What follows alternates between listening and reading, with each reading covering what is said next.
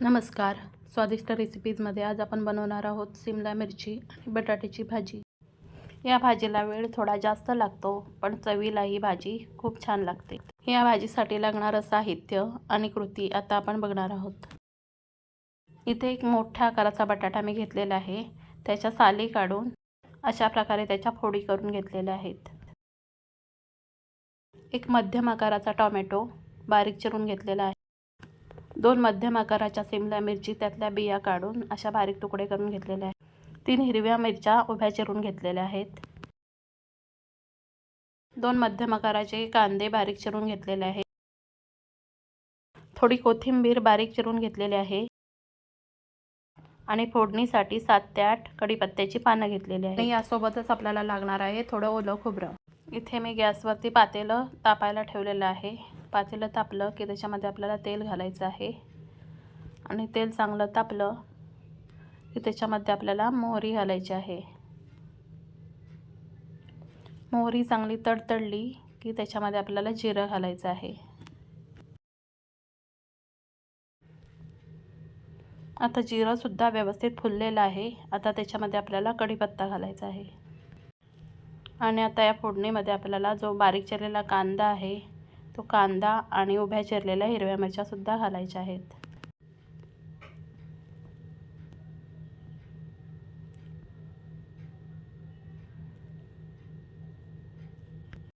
आणि आता कांदा आणि मिरची आपल्याला तेलात व्यवस्थित परतून घ्यायची आहे. आता हा कांदा लवकर मऊ व्हावा यासाठी मी याच्यामध्ये थोडं मीठ घालून घेणार आहे आणि हे व्यवस्थित मिक्स करून घेणार आहे.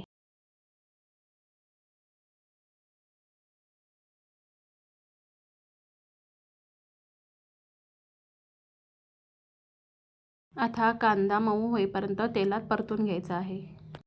खरं तर ही रेसिपी माझ्या मैत्रिणीची आहे. ही भाजी मला खूप आवडली म्हणून या भाजीची रेसिपी मी तुमच्यासोबत शेअर करत आहे. आता आपला कांदा व्यवस्थित परतून झालेला आहे. आता याच्यामध्ये आपल्याला थोडी हळद घालायची आहे. त्याचबरोबर थोडासा हिंगसुद्धा याच्यामध्ये आपल्याला घालायचा आहे.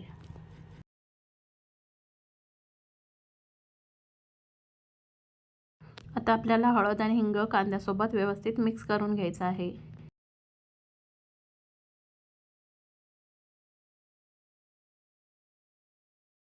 आता याच्यामध्ये आपल्याला बारीक चिरलेली सिमला मिरची,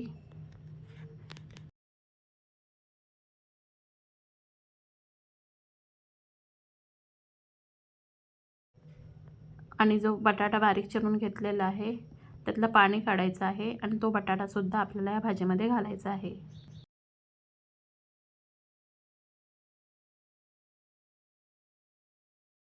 आता आपल्याला हे सगळं व्यवस्थित मिक्स करून घ्यायचं आहे.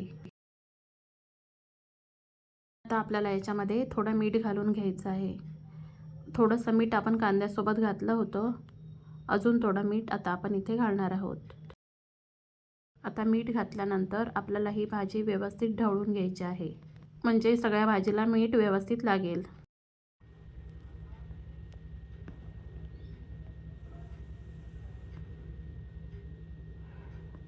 आता याच्यावरती आपल्याला एक झाकण ठेवायचं आहे. आता या झाकणात पाणी घालायचं आहे आणि मंद गॅसवर ही भाजी आपल्याला व्यवस्थित शिजू द्यायची आहे.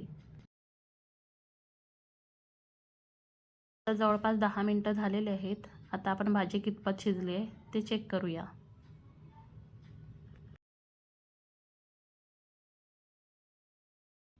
आता आपल्याला ही भाजी एकदा व्यवस्थित ढवळून घ्यायची आहे. आता आपला बटाटा थोडाफार मऊ झालेला आहे.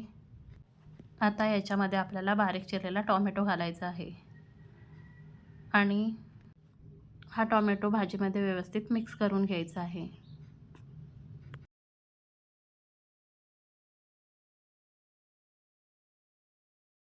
आणि पुन्हा आता आपल्याला याच्यावरती झाकण ठेवून भाजी व्यवस्थित शिजू द्यायची आहे. आता अजून 5 मिनिटं झालेले आहेत. आता आपण भाजी शिजली आहे का ते बघूया. आता आपल्याला ही भाजी व्यवस्थित ढवळून घ्यायची आहे.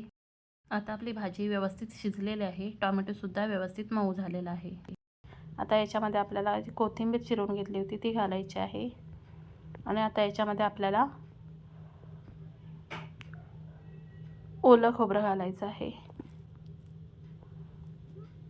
आणि आता आपल्याला ही भाजी व्यवस्थित मिक्स करून घ्यायची आहे. आता आपली भाजी तयार झालेली आहे.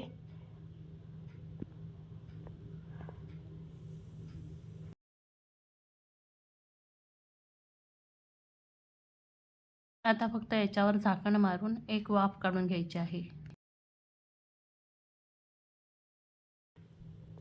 आता आपली भाजी तयार झालेली आहे. ही भाजी आपण भाकरी, चपाती किंवा भातासोबतही खाऊ शकतो.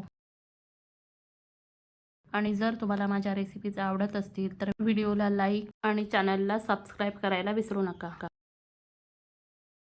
आणि ही भाजी एकदा नक्की ट्राय करून बघा, तुम्हाला नक्की आवडेल.